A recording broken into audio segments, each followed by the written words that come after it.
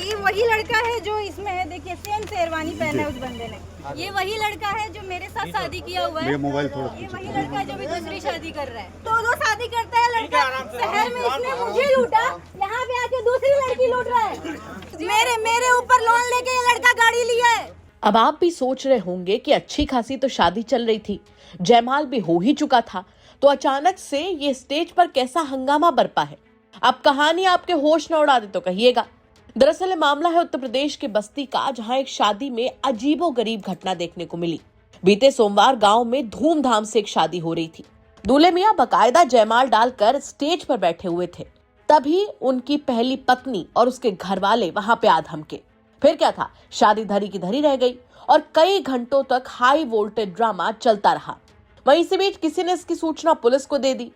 वहीं मौके पर पहुंची पुलिस ने मामले को किसी तरीके से शांत कराया और दूल्हे राजा को थाने ले आई, जहां पर आरोपी दूल्हे के खिलाफ मुकदमा दर्ज करके पुलिस ने आगे की जांच शुरू कर दी है। चलिए विस्तार से आपको बताते हैं पूरा मामला है क्या। दरअसल बस्ती के पिरैला गांव में दूसरी शादी करने आए युवक के जयमाल पर पहली पत्नी की एंट्री ने हड़कंप मचा दिया। पहली पत्नी और घरवालों ने शादी के स्टेज पर जमकर तांडव किया। पहली पत्नी स्टेज पर चढ़ गई और अपनी शादी की फोटो एक एक करके लोगों को दिखाने लगी, जिसके बाद दूल्हे मियां अपनी करनी पर शर्मसार होते साफ तौर पर नजर आए। पत्नी ने अपने पति पर संगीन आरोप लगाते हुए कहा कि मेरे पति ने मुझे गिरवी रखकर कार खरीदी और भौकाल दिखाते हुए आज दूसरी शादी कर रहे हैं, जिसको मैंने आज रंगे हाथों पकड़ लिया। इसके बाद दोनों के बीच में हाई वोल्टेज ड्रामा बढ़ता चला गया। मामला बढ़ने लगा तो पुलिस को किसी ने सूचना दे दी, जिसके बाद मौके पर पुलिस पहुंची और जांच शुरू कर दी। फिलहाल शादी को रुकवा दिया गया है। जी, मामला ऐसा है कि यहाँ पे मेरे हस्बैंड दूसरी शादी कर रहे हैं। मैटर ऐसा हुआ था कि मैं और मेरे हस्बैंड स्कूल में साथ में पढ़ते थे।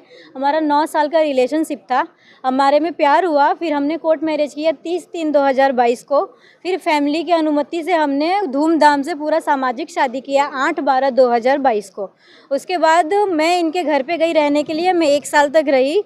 फिर उसके बाद ये मेरी फैमिली वालों से नफरत करते थे, बोलते थे तुम्हें तुम्हारी फैमिली वालों से बात नहीं करना। फिर भी मैंने इनसे रिक्वेस्ट किया कि आप हमें रक्षाबंधन पे घर जाने दें, तो उन्होंने बोला ठीक है आपका भाई आएगा तो हम जाने देंगे। तो मेरा भाई आया और मुझे लेकर गया, लेकिन रिटर्न में ये मुझे लेने नहीं आए। इन्होंने बोला कि मैं तुम्हारे घर पे नहीं आऊँगा तुम्हें लेने, तुम्हें खुद आना है तो आ जाओ। मैंने बोला जैसे आप सामाजिक तरीके से मैं यहाँ पर आई हूँ, वैसे ही सामाजिक तरीके से आप मुझे ले जाइए। पर इन्होंने तुरंत ही 4 दिन के अंदर लीगल नोटिस भेज दी कि ये लड़की घर से भाग गई है, सारा गहना लेकर भाग गई है और इसको अगर आना होगा तो अपने जो जिम्मेदारी है, जान की जिम्मेदारी की लिखान में करके लाएगी कि अगर तुम आओगी तो तुमको कुछ भी हुआ तो उसकी जिम्मेदारी पूरी तुम्हारी होगी। सर वो मेरे से बार बार पैसे की डिमांड करते थे कि तुम तो कुछ लाई नहीं हो। मैंने सामान सब दिया था बट कैश पैसे मैं ज़्यादा नहीं दे पाई थी, तो उन्होंने बार बार तुम घर से ये नहीं लाई वो नहीं लाई। मेरे पास फोटो भी है। इनको आप इनके बारे में पहले नहीं समझ पाई थी? जी, मैं इनको पहले नहीं समझ पाई थी। मैं थोड़े प्यार के जंजाल में आके मैंने इनसे रिश्ता आगे बढ़ाया और इन्होंने मेरे साथ ऐसा घात किया। और अभी हमारा केस चल रहा है कोर्ट में, अंकलेश्वर कोर्ट में, जो कि हमारा अभी डाइवोर्स फाइल नहीं हुआ है।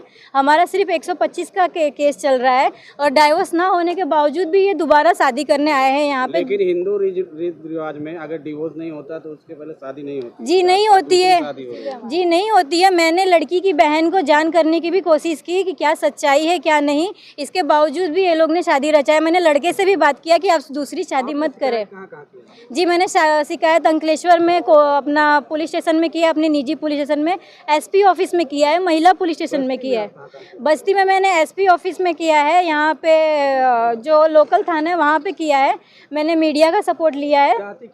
जी मैं ये चाहती हूँ कि ये शादी रुक जाए और मेरा पति गुजरात में जहाँ पे इनका घर है, मैं इनके साथ अपना जीवन बिताना चाहती हूँ। जी मेरी शादी इनका गुजरात में अंकलेश्वर में हुई थी। कब हुई थी? जी मेरी उनसे शादी मार्च 30/3/2022 को हमारा कोर्ट मैरिज हुआ था, जो लीगल शादी कहलाता है। और फिर हमारा सन प्लाजा होटल अंकलेश्वर में ही हमारा जो सामाजिक शादी है वो हुआ था 8/12/2022 को। तो हुआ यूं कि गुजरात के अंकलेश्वर की रहने वाली रेशमा बस्ती के रहने वाले विनय आनंद शर्मा को दिल दे बैठी। पढ़ाई के दौरान इश्क परवान चढ़ गया। गुजरात के अंकलेश्वर में पढ़ाई के दौरान एक दूसरे के ये लोग करीब आए। 30 मार्च 2022 को दोनों ने कोर्ट में शादी की। इसके बाद परिवार वालों ने भी धूमधाम से शादी करा दी। सब कुछ ठीक चल रहा था और इसी बीच विनय ने रेशमा के खातों से लाखों रुपए भी अपने खाते में ट्रांसफर कराए और गांव पर पत्नी के नाम एक गाड़ी भी फाइनेंस पर ली। लेकिन कुछ ही दिनों बाद बताया जा रहा है कि दोनों के बीच में विवाद होने लगा। मामला कोर्ट में भी पहुंचा। अभी दोनों के बीच में तलाक नहीं हुआ था और विनय अपने गांव बस्ती चला आया। यहीं पर पिरैली गांव में एक लड़की से उसके घरवालों ने उसकी शादी तय कर दी। विनय बकायदा बैंड बाजा लेकर निकला, लेकिन इसी दौरान उसकी शादी की जानकारी उसकी पहली पत्नी को लग गई। फिर क्या था, पहली पत्नी पति की दूसरी शादी में जा धमकी और हंगामा करते हुए शादी रुकवा दी। उसने कहा कि शादीशुदा होते हुए भी उसका पति दूसरी शादी कर रहा है, जबकि दोनों ने कोर्ट मैरिज कर रखी है। देखिए, जनपद बस्ती के थाना पैकोलिया के पिरैला गांव का एक प्रकरण संज्ञान में आया था कल। इसमें एप्लीकेंट जो हैं वो बाहर की रहने वाली हैं, अदर स्टेट की रहने वाली हैं। उनके द्वारा एक एप्लीकेशन दी गई है कि उनकी एक शादी पूर्व में जो व्यक्ति यहाँ का रहने वाला है बस्ती का, उसके साथ हो गई थी, कोर्ट मैरिज हुई थी। तो उनका कहना ये था कि इन्होंने यहाँ पर दूसरी शादी के लिए तैयारी की है और ये शादी कल ही होनी थी। इस संबंध में उनके द्वारा जो एप्लीकेशन प्राप्त हुई, उसके संबंध में परिवारीजनों से वार्ता की गई और परिवारीजनों से वार्ता के क्रम में उनके द्वारा स्वयं ये निर्णय लिया गया कि ये शादी तब तक के लिए रोकी जा रही है जब तक कि कोई अग्रिम विधिक फैसला ना हो जाए। तो ये पुलिस द्वारा इसमें नियमानुसार विधिक कार्रवाई अमल में लाई गई है। बाकी दोनों परिवारों के द्वारा इसमें एक विधिक फैसला लिया गया है। जी, आरोप था महिला का कि शादी पुलिस ने करवा दी है। नहीं, इस तरह का देखिए, शादी कराने और ना कराने का प्रकरण पुलिस का नहीं है। इसमें जो एप्लीकेशन प्राप्त हुई है उसमें विधिक कार्रवाई अमल में लाई जाएगी। फिलहाल क्या कहेंगे आप इस हाई वोल्टेज ड्रामे वाली शादी पर, हमें कमेंट करके जरूर बताएं। बस्ती से संतोष सिंह की रिपोर्ट, यूपी तक। मुख्तार अंसारी ये नहीं समझ सके कि कोई षड्यंत्र है। उन्होंने 8 फोर्स के जवानों को, फोर्स है वो, फोर्स के असलहे है वो, एक सिंगल भी कोई असला मुख्तार के पास नहीं। अगर साउंड के साथ चला दे मैं चुनौती देता हूँ, और एक शब्द भी मुख्तार ने उसमें दंगा भड़काने के लिए कहा, मैं फांसी पे चढ़ने को तैयार हूँ। मुलायम सिंह के सामने बैठ के उन्होंने पूरी घटना लिखी पूरी बताई और झूठी बिल्कुल गलत FIR मुख्तार के खिलाफ हमसे दस्तखत करा के कराई। कृष्णानंद राय की हत्या का मामला है, मुकदमा हुआ है। मुख्तार अंसारी जिस डेट में घटना है उस दिन जेल में है। कि कृष्णानंद राय रणवीर सेना के कमांडर थे बिहार में, जो सामूहिक नरसंहारों के लिए जिम्मेदार थे। एक बार पूछिएगा, पंजाब की जेल में न गया। ये ब्रजेश सिंह की तरह से नकली पासपोर्ट बना के दाऊद इब्राहिम के पास तो नहीं चला गया। मुख्तार अंसारी के LMG के बरामदगी की बात थी, गलत, झूठ, 1000% झूठ। तो एक आरोप ये भी लगता है कि योगी जी तब गोरखपुर से चले थे और उनकी हत्या की भी साजिश रची गई थी। योगी जी को आजमगढ़ में घेरा गया था, मुख्तार घेरवाए थे। मुख्तार से कहीं भेंटे नहीं थी योगी आदित्यनाथ से। हिसाब किताब का मतलब गोली मार देंगे। जो खड़े इंटरव्यू में बैठ करके धमकी दे रहा है अफजाल अंसारी को, उसको आप महिमा मंडप कर रहे हैं। अब ये चुनाव में 5 मीटिंग किए थे योगी जी, अब 5 क्षेत्रवा में हरा दिया है। मुलाकात का पहला लफ्ज यही था कि भैया ने हमको इन लोगों ने जहर खिला दिया। आप क्या समझते हैं नतमस्तक हूँ?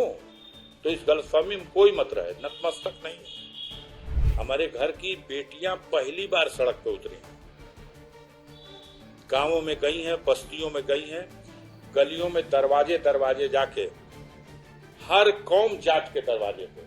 माननीय नेताजी की मैं दिल से कदर करता हूँ, वो मेरे बाप तमाम थे, मेरे इस घर पे आ चुके हैं। तमन्ना है, एक हसरत है कि वो मौका आ जाए जब उत्तर प्रदेश में सरकार का परिवर्तन हो और माननीय अखिलेश यादव के नेतृत्व में उत्तर प्रदेश में सरकार बने, और इसके लिए सब कुछ निछावर करने को तैयार है।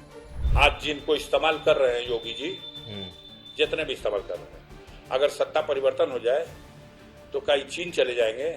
और भौकाल तो आज भी है।